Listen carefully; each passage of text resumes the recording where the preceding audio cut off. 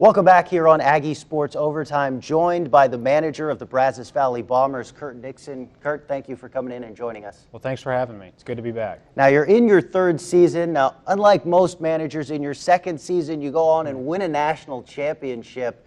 Is that going to be a little difficult to follow up? You know, I've been asked that a lot since I've been back, but, you know, we had a special group last year. It's been great because we've got 8 guys returning from last year's club, so it's a good nucleus to build around.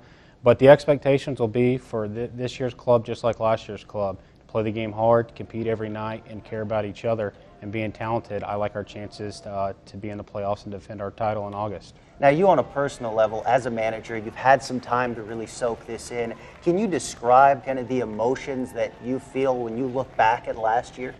You know, that's a great question. You know, it didn't really hit me probably till when I was driving back home, watched the video of the dog pile again, what all happened and what that team did. And it's remarkable. I mean, 60 games to go 46-14, to have a perfect game, who's one of the better baseball coverage companies that covers baseball, to have us picked over the Cape Cod. You know, that's not supposed to happen. And so to see what those kids were able to accomplish, it's pretty neat to see, you know, in the conditions of 100-degree weather, day after day, 6 days a week, and to be that consistent. Now, what specifically do you think, when you look back at that season, did you guys do so well that made you national champions eventually? You know, guys bought into those 3 things we talked about earlier, accepted their role, and it was about the team, it wasn't about them. It became about winning, it became about being the best team in the league, and then when the polls came out and we were top 5, then it was become being the best team in the nation, not being, I need to be myself, I need my stats to be here, it's the team needs to get to here. Yeah, and you talked about it. You play 60 games. You won 46 of those. Obviously, that's the mark you would hope to get. But what does it mean to these players to participate in a league like this and to play 60 games in a summer? That's pretty ambitious. Oh, it really is. And I think we've got a lot of players on our roster that professional baseball is in their future. And this is a minor league lifestyle we play 6 days a week.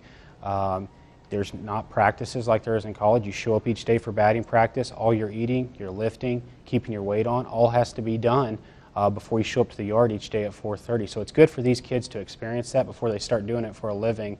And, you know, depending on their next contract, depends on their performances, so they get an idea what this lifestyle is like.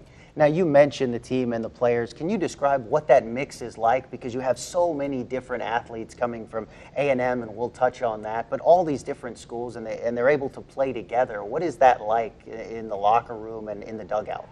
You know, it's a big unknown, you know, getting the chemistry, because you've got kids, at the most you can have is 4 kids from a school, and then having some transfers, JC guys that are going on, but still they do not know the guys that are currently at that school. So bringing 30 guys in, forming a chemistry, it's kind of an unknown, but having 8 guys back, I look as having leadership. Being my 3rd year in, we do some things to build the chemistry. In this community, everything that's given to these kids that they have here really helps these guys come together as one. And you mentioned those returners and that continuity, so we'll go with the 2 Aggies. Firstly, G.R. Hinesley, who comes back. He played a critical role in last year's team. He's now an Aggie. He comes back, as well as Logan Naughtybrook. What do you think those 2 can bring to the table for this year's team? Oh, I think they'll be middle lineup threats. We saw, and a good thing is you never know, because sometimes it's harder to know. Is a guy a good summer player? And we saw it all year with GR. I mean, it was tough to give him an off day. He wouldn't take an off day. I gave him some, but he wouldn't take them. But, you know, the consistency he showed, you see all the offensive production. He became the single-season all-time leading RBI leader in the league last year, TCL All-Star. But the thing about GR2 is he's the best defensive first baseman I've ever coached. So having him over there, you know, will be pivotal for this season. And then Logan coming in, I mean, it's big-time power numbers. You know, having him in the middle of the lineup, we've got speed guys in front of those 2. I look for those guys to be, you know, up the top of the league in RBIs. Now, Parker Ray was a pivotal part of that team last year. He was successful. I want to say he pitched one of those championship games. I know he was a big part of that run. What's it going to be like without him on the team? Maybe where do you look for pitching elsewhere?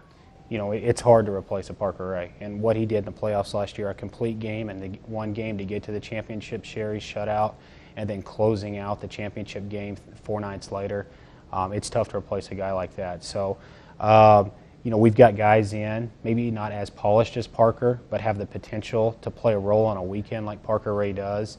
So they're coming to us this summer not as polished, and hopefully by the time they leave us, they're ready to go get a weekend job like Parker was able to do at Texas A&M.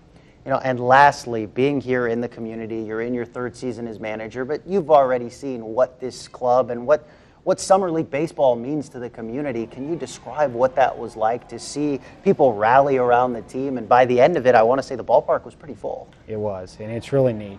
Just everything, the sponsorships, the host families, the fans, the season ticket holders, everybody. It is a home field advantage at our park, and the guys feel it, and we use it to our advantage. It's pivotal for us to win the first half because we know we'll have that one game playing at our field. So, having those people out packing the stands is so big for us and the community as a whole. I mean, the way of life down here. The howdies, the y'alls, the opening doors for people. People down here, and it's neat for our kids to come down here, live in, for a summer, play baseball and live in this community. It's a time that they might not ever get to see this part again, and it's a special community to be a part of. The Brazos Valley Bombers, hopefully on another run for a repeat of a national championship this summer. We'll wait and see what their future holds. Coach, thank you for coming in. I appreciate it. Thanks for having me. We now throw it back to Luke in studio.